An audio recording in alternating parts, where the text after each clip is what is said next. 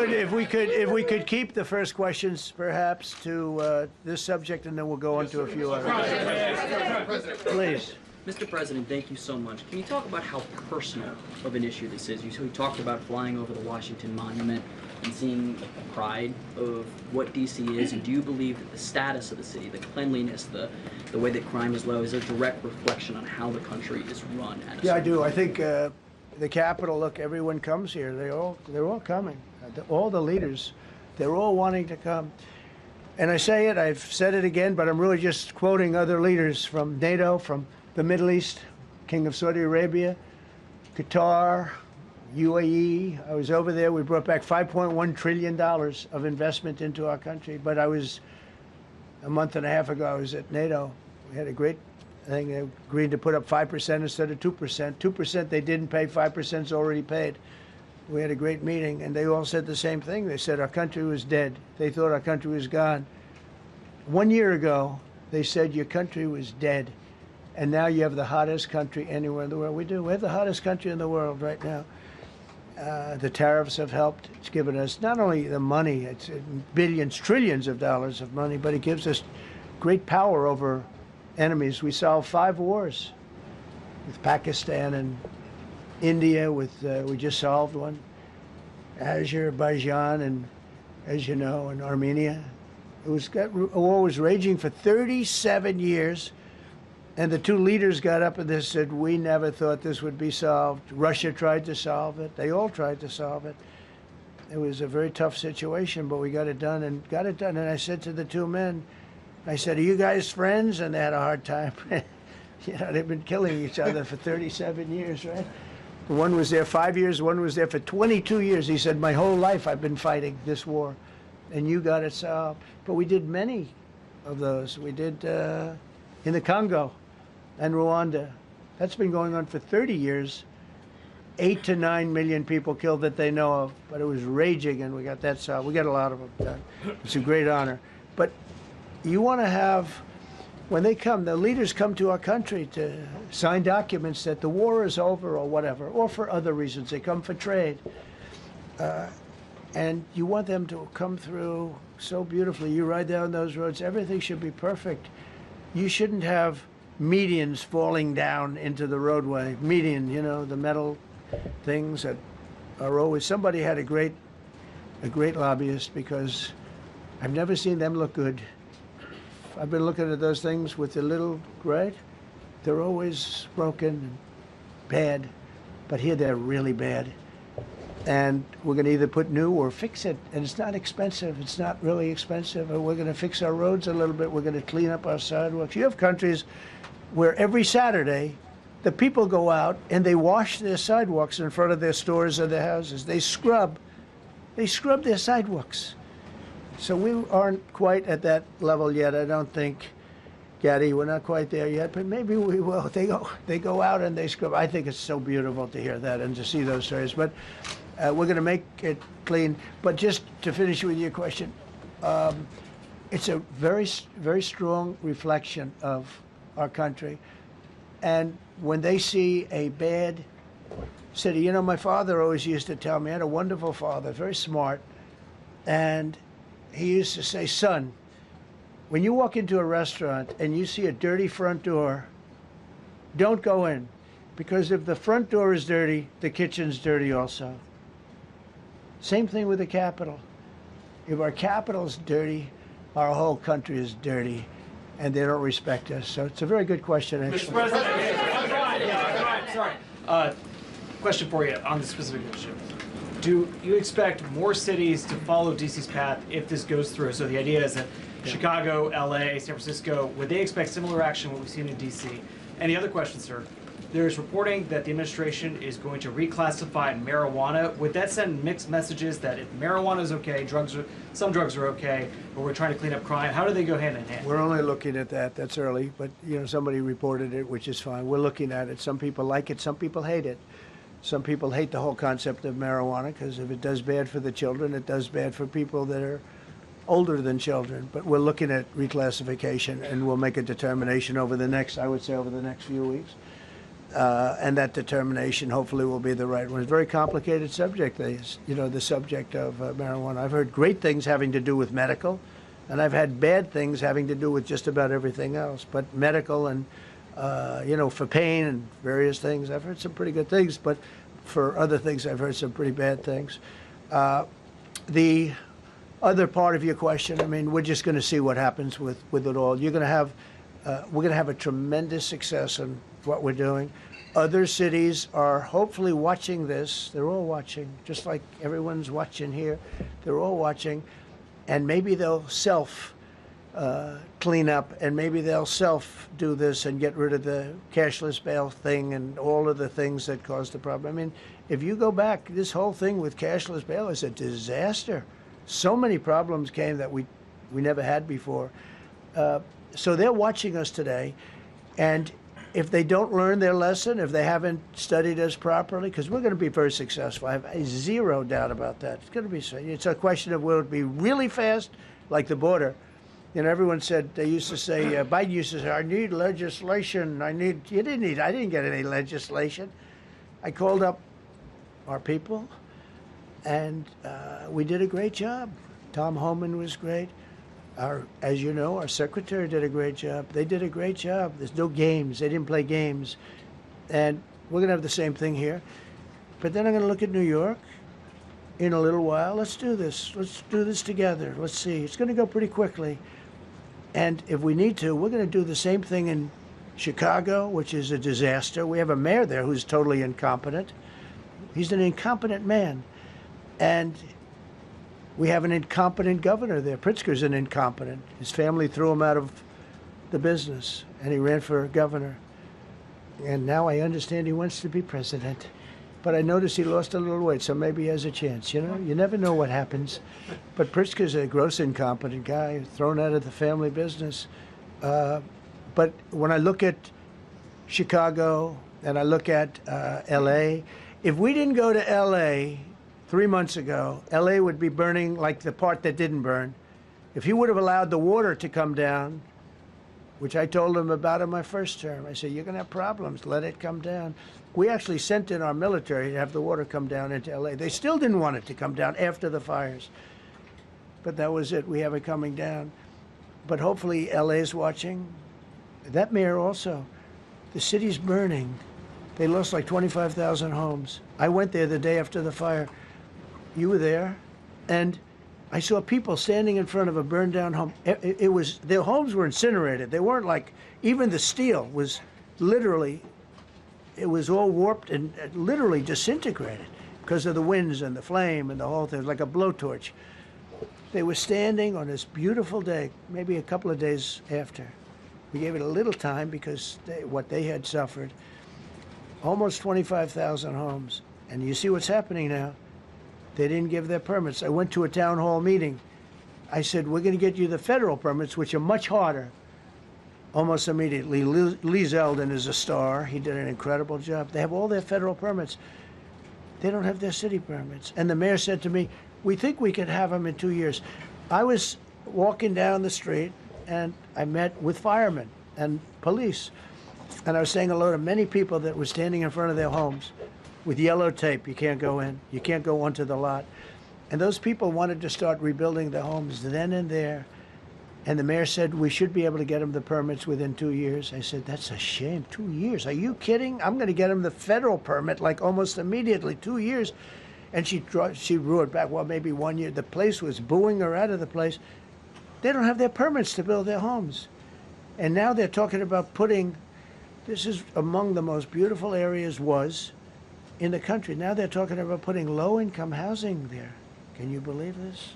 I love low-income housing. I made money with low-income housing. I built low-income housing. I know more about low-income housing and luxury housing. I know about everything real estate. They want to replace some of those homes with low-income housing. They haven't gotten their permits yet. We've gotten all the federal permits, which are much tougher to get, and it was done almost immediately through Lee Zeldin and Federal Environmental. And I watched the other day, those people are angry. And now, they had they love that area. They loved the whole big area, different places, but they loved it. It was all luxury stuff and beautiful stuff, and some wasn't that luxury, but the level of love for that neighborhood, their neighborhoods, was incredible. And you know what? I watched people on television. They want to go. They want to leave. They've lost their spirit. They've lost their heart, because the mayor's incompetent, and Gavin Newsom is incompetent. He's got a good line of bullshit, but that's about it. He's incompetent. And you have Los Angeles is, you know, it's amazing. You know, I called, the first thing I did, I got the Olympics to go there. I was the one that got it. And by a rare thing that happened, I'll be the president. I was very upset because I got the Olympics there, and I said, I won't be president when it comes. But bad things happened, and illegal things happened, really illegal things happened. Now it turns out one good thing was I'm going to be the president for the Olympics for 2050, for 250, which is going to be fantastic, and also for the World Cup. So we have a lot of good things, and I hope 250 is going to be, the 250th anniversary is going to be the best. But when I looked at those people, and I saw last night on television that they still don't have their permits, it's a disgrace what's happened in Los Angeles. Yeah, thank you. The China tariff deadline is tonight. Do you plan to extend that? We'll see what happens. China's been, we've been dealing very nicely with China, as you probably have heard. They have tremendous tariffs that they're paying to the United States of America. And we'll see what happens. They've been dealing quite nicely. The relationship is very good with President Xi and myself. President, you mentioned your upcoming meeting with President Putin. Can you tell us what you hope to get out of that, and whether you'll consider inviting President Zelensky to join? So you have to understand, this is a war that should have never happened. This is a war that wouldn't have happened if I were president. It would have never happened. It was the apple of his eye. I got along very well with President Putin. But if you look, under President Bush, they took a lot of territory. Under President Obama, they took a lot of territory. Under Biden, they essentially took the whole thing. You know, it's just a question of time. Under Trump, you know what they took? Nothing, nothing. I was the one that said, you can't build your pipeline. That was half built. I came in, I stopped the pipeline. It's called Nord Stream 2. Nobody knows that, you know. Nobody ever heard of Nord Stream 2. You might have not even heard it. Biggest pipeline in the world. I stopped it. I was not a friend of Russia, but I got along well with Putin. It's always good to get along with other countries if possible, but that doesn't mean you roll over like Biden did. Biden came in and he immediately approved the pipeline. I couldn't believe it. Then they say Trump wasn't tough on Russia. I wasn't tough. I was the toughest. Putin said, if you're not tough, I would hate like hell to see you visit. I stopped the biggest economic development job, the biggest job that Russia had ever built. I stopped it. It was dead. And this low IQ president came in and he let them build the pipeline and supply oil and gas all over Europe, you know. So this is really a feel-out meeting a little bit. And President Putin invited me to get involved. He wants to get involved. I believe he wants to get it over with. Now, I've said that a few times, and I've been disappointed because I'd have like a great call with him, and then missiles would be lobbed into Kiev or some other place, and you'd have 60 people laying on a road dying. I said, that's cold, that's cold. But it's a violent war. 5,000 to 7,000 people a week are dying.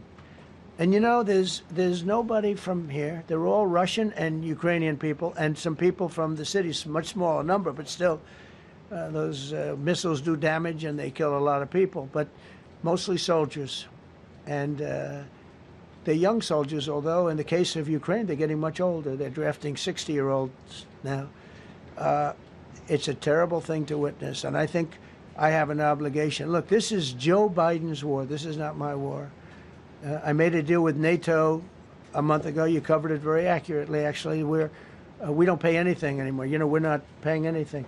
They are buying things from us, and NATO is paying us. I got it raised from 2% of GDP to 5%. And they're paying us for everything that we send. We're not paying. But Biden approved $350 billion. Europe has spent $100 billion. The money that's been spent and the death is incredible. It's the worst thing that's happened, by far the worst that's happened since World War II. So I'm going in to speak to Vladimir Putin. And I'm going to be telling him, you got to end this war. You got to end it. and he wasn't going to mess with me. This war would have never happened. You know, we had a discussion about it one time, and we never had that discussion again. Would have never happened.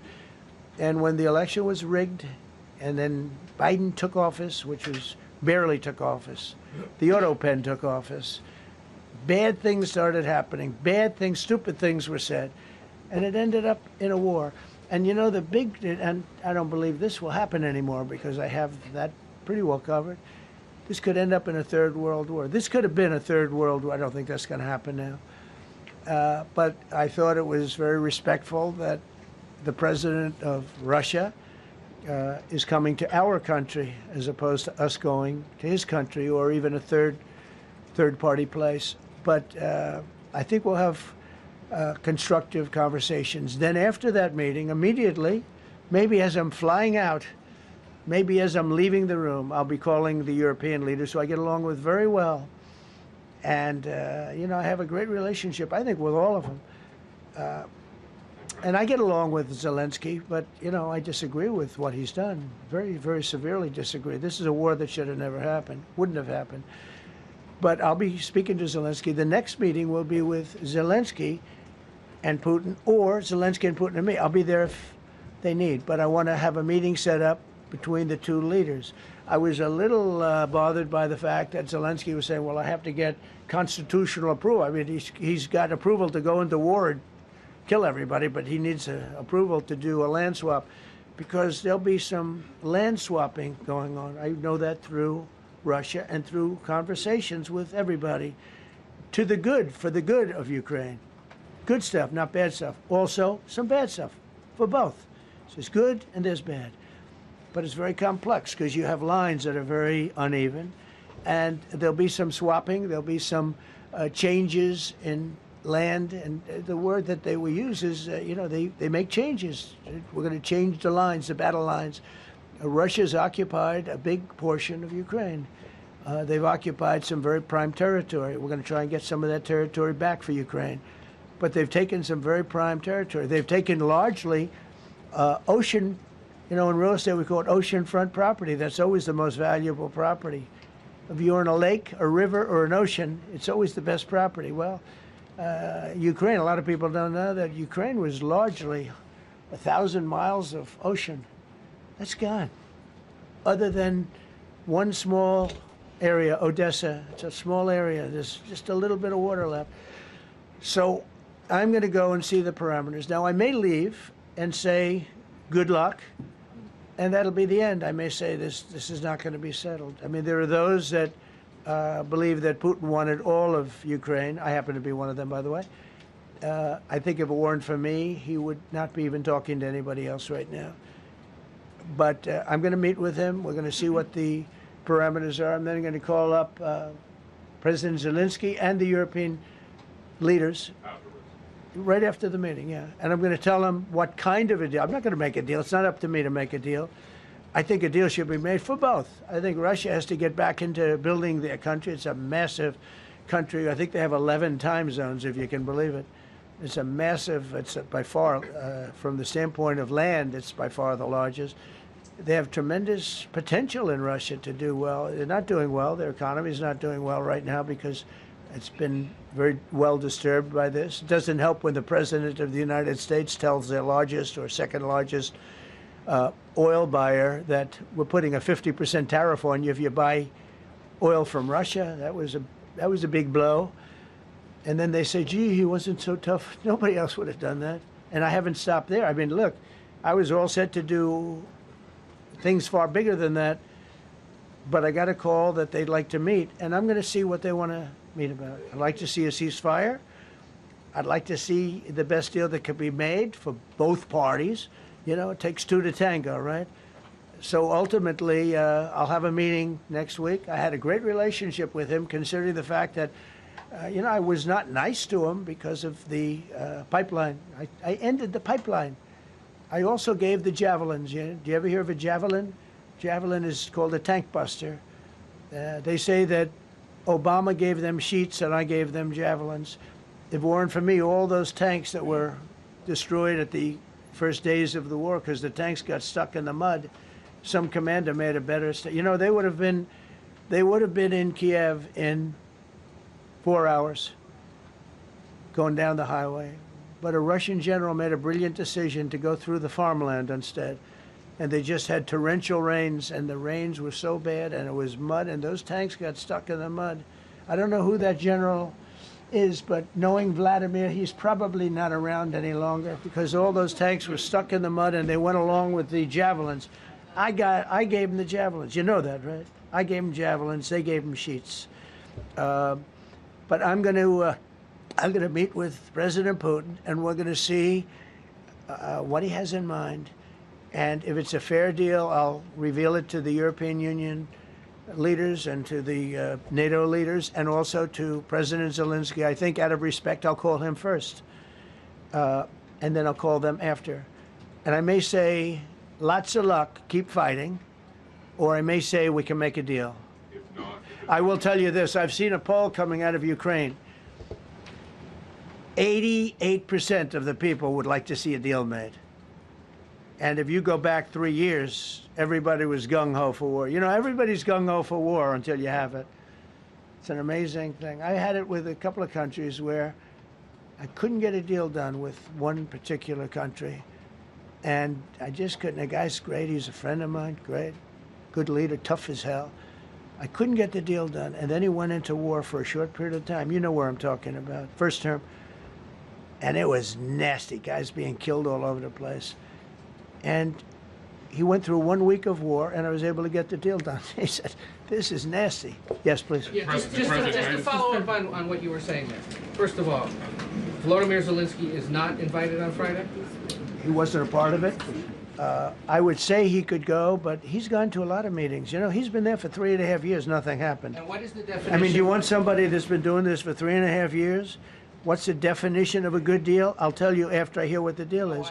Because there could be many definitions. You know, you're talking about a very large and complex situation. Now, I tell you, the war that I just settled with Azerbaijan and with, as you know, and Armenia was almost as complex as this one, having to do with routes, trade. Meeting on Friday with Vladimir Putin. Well, we're going to have a meeting with Vladimir Putin, and at the end of that meeting, probably in the first 2 minutes, I'll know exactly whether or not a deal can be made. How will you know that? Because that's what I do. I make deals. Yeah, please, go ahead. Yeah, thank you, Mr. President. I'm going to ask you 2 questions, one about China, one about Russia, if I could. On China, your administration agreed to send the most advanced or advanced NVIDIA and AMD chips. No, obsolete. No. Obsolete chip. Well, and then 15% of the You profits mean the come back. 20s? No. This is an old chip that China already has. And I deal with Jensen, who's a great guy, and NVIDIA. The chip that we're talking about, the H20, it's an old chip. China already has it in a different form, different name, but they have it. Or they have a combination of two will make up for it and even then some. Now Jensen Jensen's a very brilliant guy, and Jensen also has a new chip, the Blackwell. Do you know what the Blackwell is? The Blackwell is super duper advanced. I wouldn't make a deal with that, although it's possible I'd make a deal, a somewhat enhanced in a negative way Blackwell. In other words, take 30% to 50% off of it. But that's the latest and the greatest in the world. Nobody has it. They won't have it for 5 years. But the H20 is obsolete. You know, it's one of those things. But it still has a market. So I said, listen, I want 20% if I'm going to approve this for you, for the country, for our country, for the U.S. I don't want it myself. You know, every time I say like 747, I want, yeah, for the Air Force. So I just wanted, so when I say I want 20, I want for the country. I only care about the country. I don't care about myself. And he said, would you make it 15? So we negotiate a little deal. So he's selling a essentially old chip that Huawei has a similar chip, a chip that does the same thing. And I said, good, if I'm going to give it to you, because they have a, they have a stopper, what we call a stopper, not allowed to do it. It's really known as a restrictive covenant. And I said, if I'm going to do that, I want you to pay us as a country something because I'm giving you a release. I released them only from the H-20. Now, on the Blackwell, I think he's coming to see me again about that. But that will be a unenhanced version of the big one. Like, I don't know if you know it, we will sometimes sell fighter jets to a country and we'll give them 20% less than we have. Do you know what I mean, right? That's the same. So on Russia, do you see a time, Mr. President, when there could be normal trade between the U.S. and Russia? Should your meeting go well? Should there be peace? I do, yeah. Russia has a very valuable piece of land. If Vladimir Putin would go toward business instead of toward war, you know, it's a warring nation. That's what they do. They fight a lot of wars. A friend of mine said Russia's tough because they just keep on fighting. They beat Hitler, so did we, and they beat Napoleon. You know, they've been doing this for a long time.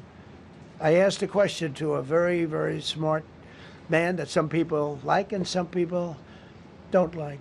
Viktor Orban, right, from Hungary, the head of Hungary, and he's in that same area and knows the two countries very well. I said, this was before Biden didn't do anything to get us out of it. He could have gotten us out of that. It would have never happened. I said, so can Russia be beaten by Ukraine? He looked at me like, what a stupid question. He said, Russia's a massive country, and they win their country, and they win their life through wars. They fight wars. That's what they do. He said, China beats you with trade. Russia beats you with war. That was a very interesting statement. China's not beating us with trade, not when I'm in charge. But they were beating Biden with trade, but they never beat us with trade. Don't forget, China had to pay $400 billion worth of tariffs when I was last time. That was last time. And if we didn't have COVID, all of this stuff we would be loaded. We're finding hundreds of billions of dollars of cash is pouring into our country now because of tariffs. And all we're doing is we're doing what they do to us. It's so beautiful to see it.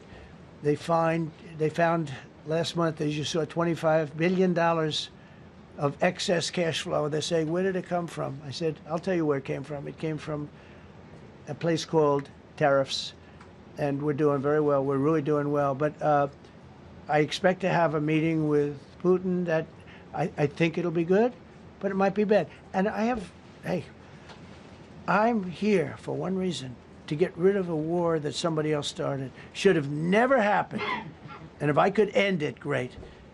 Complex war, a lot of bad blood, But Zelensky's been there for 3.5 years. So if you put him in a room, now I will say this, ultimately I'm going to put the two of them in a room. I'll be there or won't be there. And I think it'll get solved. Yeah, please be honest.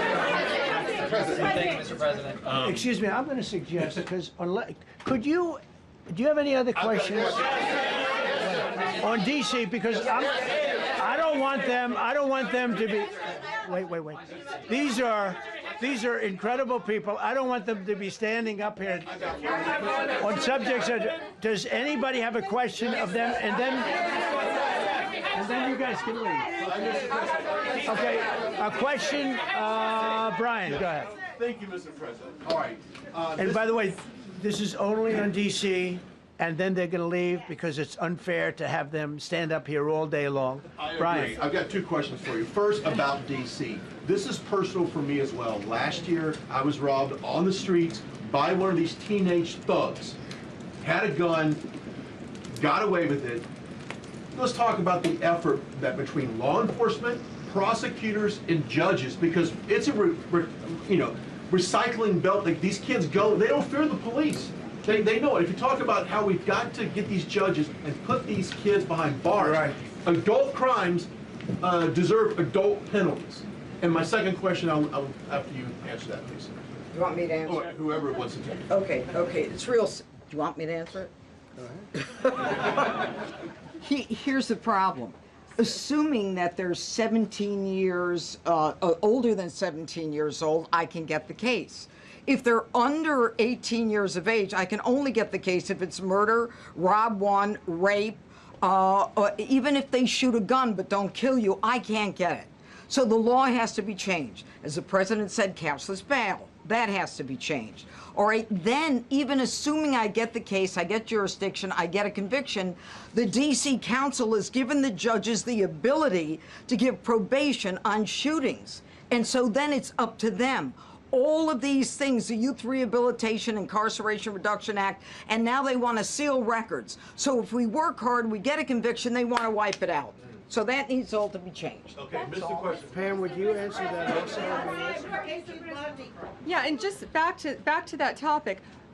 Let's be clear, though. We're going to charge them, and we're going to track every single thing they do throughout every step of the court process and report back to you and let all of you know what's happening to them. Because the people who are prosecuting them, the judges who are trying them, they also need to be held accountable. Mr. President, you also made the comment. You made the comment you walked out here. This is the most people we've ever seen in this briefing. I've never seen ever, right? I've never seen any. Where's Caroline? Where's my superstar? Caroline. Is Caroline in the back? Where's Caroline? Come here, Caroline. Come here, Caroline. Come here. Is she doing a good job, by the way? Come here, Caroline. Is this the largest crowd that you've ever seen? This is definitely the most packed briefing, and I think all of you would agree. I think it's why we need to build a ballroom. Mr. President, I have a better idea. All right, Brian, go ahead. My question is this. You're building the big, beautiful ballroom. Yeah. Could we build a big, beautiful briefing room, updated technology, more seats? I don't want to do that. I don't want you to be comfortable. So no, I don't want to make life comfortable. So look. Let's just do this. Let's do this. It's going to be a big thing. We're going to Russia. That's going to be a big deal. What happens, happens. I'll let you know what happens. You'll be the first to know. I'll be calling the European leaders. I'm going with totally. I mean, we have a lot of talks. They're great people. They're great leaders, actually, and they want to get back. Honestly, as one of them said, I've OD'd on trying to settle Ukraine. They've OD'd, meaning they've overdosed on the settlement of Ukraine. Not a nice expression, but boy, is it accurate. They're tired of it. They want to get back to spending money on their countries. You know, Biden gave them $350 billion. Europe gave $100 billion. It should be much more than that. Shouldn't have been that kind of, they should have had equalization, but they didn't. But you know what? Still a lot of money. They want to get back to building their own countries. They really want it resolved. My relationship with the European leaders, as you saw, is extremely good. It's perfect. It's beautiful. Wait. And we're going to try. I'll be in touch with them. I have 5 of them call me. You think it's easy? There are a lot of European leaders, but they rely on me. Very much rely on me. If it wasn't for me, this thing would never get solved until the last person breathing is dead. Would you talk to them before? Mr. President. Yeah, I did. I'm talking to them right now. So I'm talking to the European leaders. I'll be talking to President Zelensky. I'm going to get everybody's ideas. I go into that thing fully loaded right up there, and we're going to see what happens. Now, I think one of 2 things is going to happen. It's going to be a good meeting, and we'll go a step further. We'll get it done. I'd like to see a ceasefire very, very quickly. Very quick. I'd like to see it immediately, but I'd like to see it very quickly. And we're going to be dealing with the European leaders, and we're going to be dealing with President Zelensky, and hopefully we're going to have a great success.